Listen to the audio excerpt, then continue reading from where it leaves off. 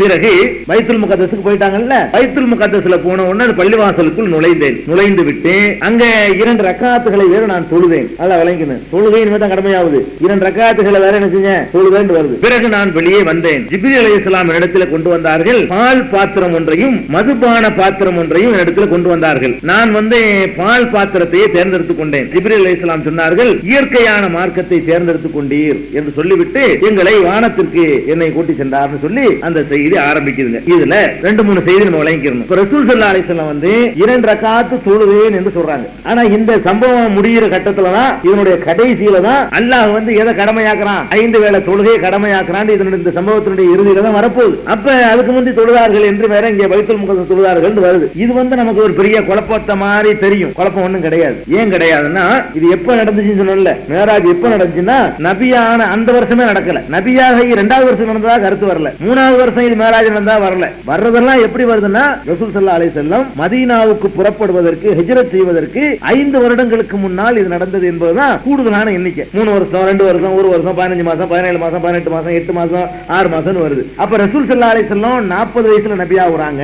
41ல இது நடக்கல, நடந்ததா ஒருத்தரும் சொல்லல. 42வது வயசுல நடந்ததாக யாரும் சொல்லல. 43வது வயசுல நடந்ததாக யாரும் சொல்லல. 44வது வயசுல நடந்ததாகவும் மேராஜ் நடந்ததா எந்த கருத்தும் இல்ல. 45வது வயசுல நடந்ததாகவும் யாரும் சொல்லல. 46ல யாரும் சொல்லல. 47, 48ல தான் ஆரம்பிக்குது. யாருமே என்ன செய்யல, நபியான முதல் வருஷமே நடந்துச்சுன்னு ஒருத்தரும் சொல்லல. அப்ப 8 வருஷம் இடைவெளி இருக்குல்ல, அப்ப இந்த 8 வருஷமா ரசூலுல்லாஹ் தொழவே இல்லையா மக்காவுல இருக்கும் பொழுது, அல்லது 10 வருஷத்துக்கு முன்னாடி நடந்துச்சுங்கறாங்களே, தொழுது இருக்கிறார்கள் என்பது நிறைய சான்று கிடைக்குது. ரசூல் ஸல்லல்லாஹு அலைஹி வஸல்லம் அவங்களும் அவங்களுடைய மருமகன் அலி ரலியல்லாஹு அன்ஹு, மருமகன் ஆவலப்ப அலி ரலியல்லாஹு அன்ஹு 2 பேரும் தொழுதுட்டு இருக்கிறத அபூ தாலிப் பாக்குறாரு. அவத்தா என்னப்பா தொழுது, என்ன விஷயம், இதான் வணக்கம், இந்த வணக்கத்தை அல்லாஹ் கடமையாக்கி இருக்கிறான் அப்படின்னு அவங்க சொல்றாங்க. அப்பவே ரசூல் ஸல்லல்லாஹு அலைஹி வஸல்லம் தொழுது இருக்கிறாங்கன்னு வருது. ஹதீஜா நாயகி தொழுது இருக்கிறாங்கன்னு வருது. அதுக்கெல்லாம் ஹதீஸ்ல ஆதாரம் கிடைக்குது. இதெல்லாம் வச்சு பார்க்கும் பொழுது ஆயிஷா நாயகி சொல்லக்கூடிய ஒரு ஹதீஸ்ல இருந்து இதுக்கு விளக்கம் கிடைக்குது. என்னன்னு கேட்டா, முதல்ல ஆரம்ப கட்டத்தில் தொழுகை என்பது 2 ரக்காத் என்று அல்லாஹ்வால் கடமையாக்கப்பட்டுச்சு. மக்காவுல இருக்கும் பொழுது 2 ரக்காத் தொழுகணும்னு ஒரு கடமை இருந்துச்சு. அதுவும் இன்னொரு ரிவாயத்துல வருது,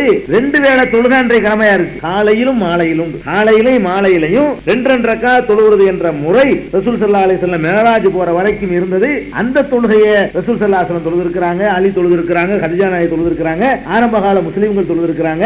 இப்ப சொல்லக்கூடிய இந்த 5 வேளை தொழுகை இருக்க, இந்த மெத்தேட்ல கடமையாக்குனதுதான் மேராஜ்ல. அதுக்கு முன்னாடி அல்லாஹ் வணங்குறதுக்காக 2 டைம்ங்கிற தொழுகை இருந்துச்சு. 2 ரக்காத் தொழுவாங்க, 2 காலை மாலை, அப்படிதான் குர்ஆன்ல இருக்குது. காலையிலும் மாலையிலும் இறைவனை துதியுங்கள்னு அந்த நேரத்துல கட்டளை இருந்துச்சு. அந்த 2ஐ மட்டும் தொழுது கொண்டிருந்தார்கள். அதனால 2 ரக்காத் தொழுது முரணாக நீங்க விளங்கிட கூடாது. பிந்திதான் இந்த மேராஜுக்கு பிறகுதான் 5 வேளை தொழுகைங்கிறது செஞ்சு நமக்கு கடமையாக்கப்படுது.